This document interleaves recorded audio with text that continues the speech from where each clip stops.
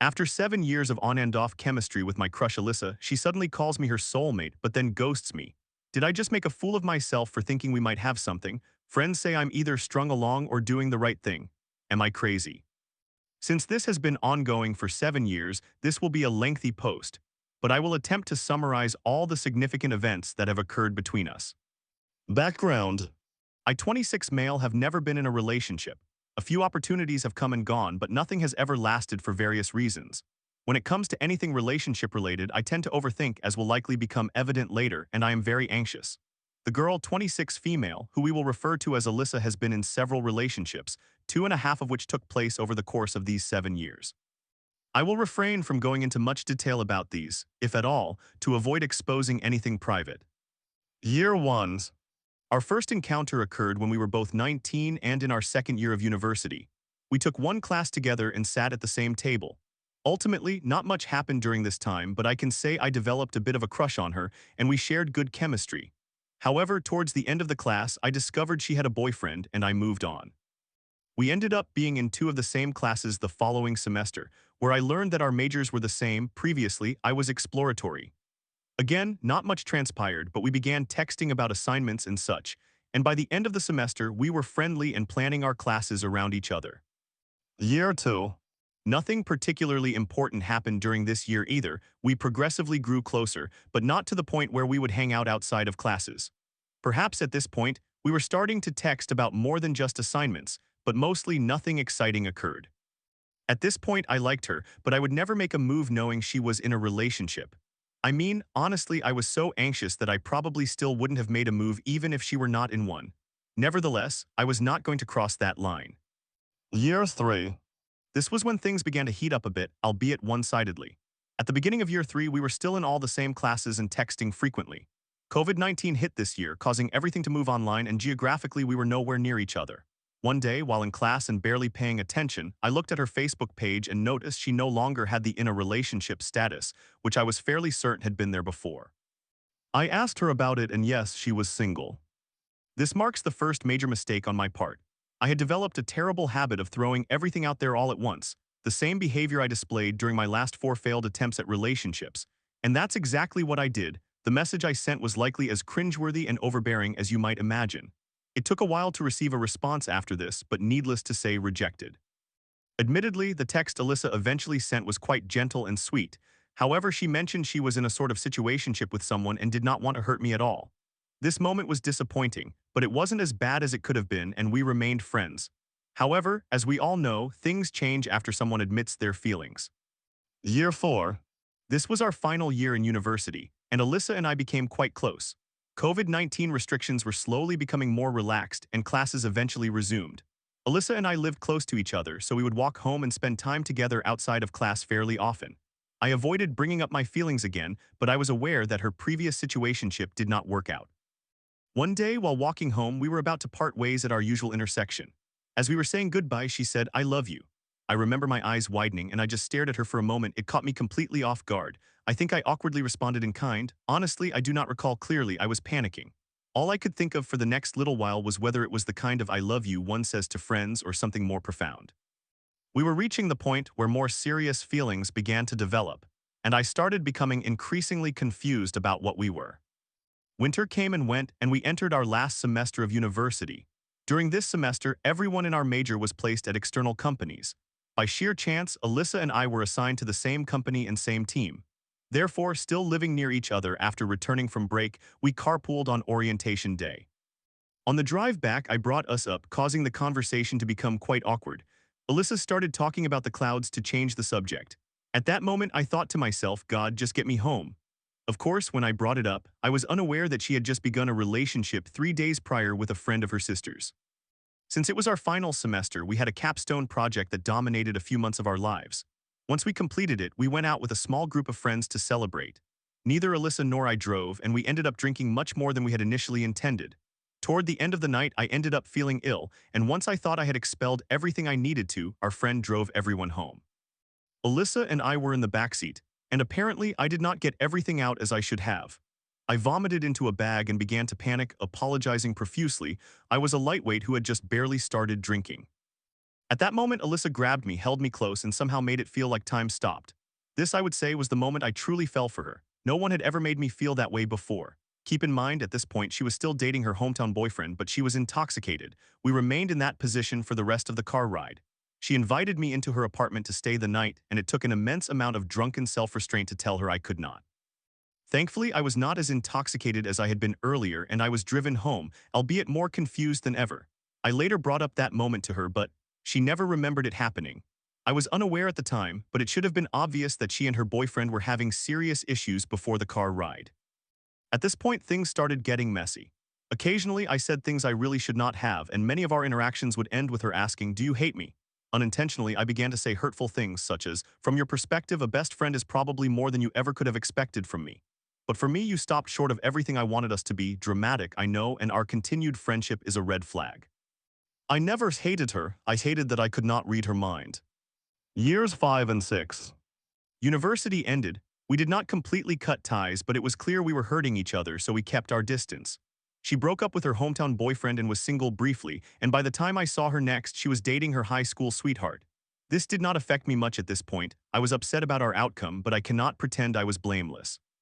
This brings us to a point where I genuinely have no idea how to handle the situation. We are now at the end of year 6. We were supposed to do something for the first time in a long time with the friend whose car I had been ill in, but the friend canceled. She went out with some friends near my new place, and on a whim, I invited her over. After a car ride filled with karaoke, we talked in my room and caught up. The discussion became deep. She was breaking up with her high school sweetheart. She paused and then admitted that their last argument had been about me. Why? We had not seen or heard from each other for 8 months. Here is when Alyssa looked me in the eyes and said that I am her soulmate and that both of her last 2 boyfriends were aware of this. Similar to when she first said, "I love you," I was completely caught off guard. By this point, I had long given up hope for a relationship between us. I essentially told her, "Look, every time you're single, you rush into something with someone else. When you break it off, you should really take time to figure out what you're looking for, and I would be here." We ended up cuddling and falling asleep that night until around 3 a.m. when she woke up and left for home because of her cat. Current year. The event I just described occurred almost 5 months ago. During the first month, I am somewhat embarrassed to admit that I completely fell for her again. However, any texts I sent after about a week received dry responses after 15 hours, and before long I stopped messaging. A few days later, I sent one message asking if we were good and expressing confusion over how I should interpret that night, only to feel nearly cut off immediately after. She responded and said she was not avoiding me, but that she was taking the time for herself as I had suggested. She mentioned that she had somewhat cut herself off from everyone while doing this and that she was doing very well. That is great and I am happy for her. However, I am not doing well. I am more confused than ever. The last 3 months, there has been almost no correspondence. To call someone my soulmate and then ghost them, I do not think I understand. TLDR. I 26 male and my crush, 26 female, have shared moments where I truly feel something might develop, but then, it does not. It has been 7 years of questioning whether she is genuinely interested or if I am simply being strung along. A lot occurred between us in university, only for it to end somewhat messily. Yet, almost unexpectedly, she calls me her soulmate and I am unsure how I should feel. So I am sitting here listening to Laufey as I type this, completely uncertain of how to feel. Friends I have spoken to offer a wide range of advice, but the 2 main viewpoints are as follows. Most popular, I am being strung along. It would be healthiest to walk away. Less popular, they are proud of me for not rushing into something I have wanted for a long time and want me to give her space to approach me when she is ready. Admittedly, the less popular viewpoint is what I prefer to hear, likely because it is comfortable. I am frightened to post something like this for the first time, but I am posting anyway, hoping that perhaps strangers can offer me a reality check. If you managed to read this far, I appreciate you. Thank you. Story 2. Lost in 9 years of compromise, I'm exhausted and questioning everything about my marriage. I felt empty, hollow, alone, and broken, yet all she says is she's scared we won't make it. Can this deep-rooted discontent ever be fixed before it's too late? Hello, fellow Reddit users. I believe I have reached a new low in my life. I am experiencing difficulties in my marriage, which makes me feel deeply saddened. I fear that these problems may not dissipate, and it might be too late to salvage my marriage. So, my wife, 30 years old female, and I, 29 years old male, have been married for 2.5 years, but we have been together for almost 9 years. That accounts for a third of my life. We became friends first, then best friends, before ultimately becoming a couple. Overall, I have probably known her for about 12 years. We are very similar in our thinking, particularly regarding other people and opinions on external topics. However, we do have our differences, as anyone would, right? She is an introvert while I am an extrovert. I tend to socialize and make friends at parties, whereas she prefers to sit in a corner with her group of other introverted individuals. She is a planner while I am more spontaneous and go with the flow.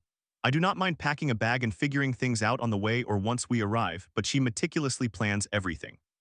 She is very much conflict-averse externally.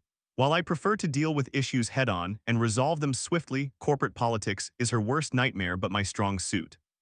For the past 8 to 12 months, we have been fighting and arguing frequently about the same topic. You do not put enough effort into the relationship, you do not care enough about me, you do not pay attention to me, you do not plan dates, you do not give me enough. She stopped working about a year and a half ago because her workplace became very toxic, which negatively impacted her mental health and well-being. Since then, I have been the sole breadwinner for our family. We do not have any children, but a dog counts, right? Within 6 months of her leaving her job, our lifestyle changed. We moved into a larger house and we traveled extensively. Naturally, covering these expenses as the only source of income has been challenging. I have had to work harder and seek additional sources of income to sustain our lifestyle, which has added to the pressure. That said, I do not mind working more to support the lifestyle or to provide my wife with whatever she wants or needs. However, dedicating so much time to work only to return home and argue about time has gradually worn me down over the past 8 to 12 months.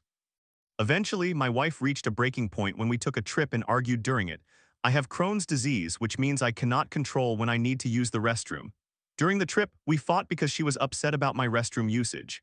We are supposed to spend time together, yet you are always in the toilet. We fought intensely, as Crohn's has been a sore subject for me after almost 20 years of dealing with it. After the confrontation, we agreed to be more mindful and considerate towards one another. This prompted a period of self-reflection for me, one that truly shook me. I felt empty, hollow, alone, and broken. I have communicated to her numerous times over the past 12 months that I am exhausted, drained, and have little left to give, and yet we arrived at this point regardless. I felt defeated and worthless, almost as if I would dissolve into a puddle of water. I realized that in the 9 years we have been together, every time we have fought or argued about anything, I do not stand my ground. I yield and make compromises. I adjust my behavior to avoid conflict and arguments. I have come to understand that over the years I have changed so much that today I hardly recognize myself. I no longer go out with friends since she tends to pick fights with me about going out. In fact, I do not have many friends left. I rarely talk to people anymore or participate in group chats because of her. I find myself no longer networking or making friends at events, instead choosing to sit quietly in the corner. I no longer do things spontaneously. Everything is now planned 3 to 6 months in advance. I have stopped engaging in what I love. I have a hobby involving cars and racing. Because the last time I went to a racetrack, we fought over the phone, and I nearly lost control of my emotions while driving. Since Saturday, we have been spending time apart. I asked for space to reflect and rediscover myself. Since leaving the house, I have spontaneously gone go-kart racing, driven 600 kilometers in a single day despite heavy traffic because I could, reconnected with old friends, and decided to go out for drinks just 30 minutes after chatting. It felt liberating. I began to feel like myself again, perhaps not entirely, but at least 6% as opposed to 0%. Throughout the past 9 years, I have been in a constant state of sleep deprivation, not due to work, but because she feels we do not talk enough. I was utterly exhausted. Now, do not misunderstand me. I do not always get sufficient sleep since leaving the house, but I feel so much more energized. I feel more motivated at work, and it is refreshing. She has expressed how frightened she is that we may not make it through this, that we might ultimately end up divorced. She has engaged in a significant amount of self-reflection and realized that I have been present in our marriage despite my imperfections, while she has not. She recognized how much she has neglected to listen to me, despite my efforts to convey my needs after every argument. My needs have never been met in these 9 years. She has promised to work on herself and to change. She assured me we would collaborate on finding compromises and being there for one another. The issue is that I feel as though I do not want to compromise anymore, at least not in the way she may need. If my needs are not met at least 80% of the time, I do not want to continue. I fear that she might agree to whatever terms and boundaries we set merely out of fear of losing me. I worry that her understanding is temporary. I need assistance. I am seeing a therapist for my own well-being. However, I am conflicted about the marriage itself, and my therapist does not offer opinions, nor should she. I still care about my wife deeply, but I feel as if I have fallen out of love with her. I do not want to continue this relationship any longer. I am uncertain if I can invest any more in the marriage than I already have. I have become emotionally detached and indifferent. I even think I could walk away from the marriage without shedding a tear. It has reached that level of severity. I am not sure why I am sharing this or what I hope to gain from it. I just need companionship and support. In summary, I have compromised significantly at the beginning of the marriage and lost myself. and now I feel as if I am contemplating divorce. But my wife is trying very hard to persuade me that she will change and make the necessary adjustments.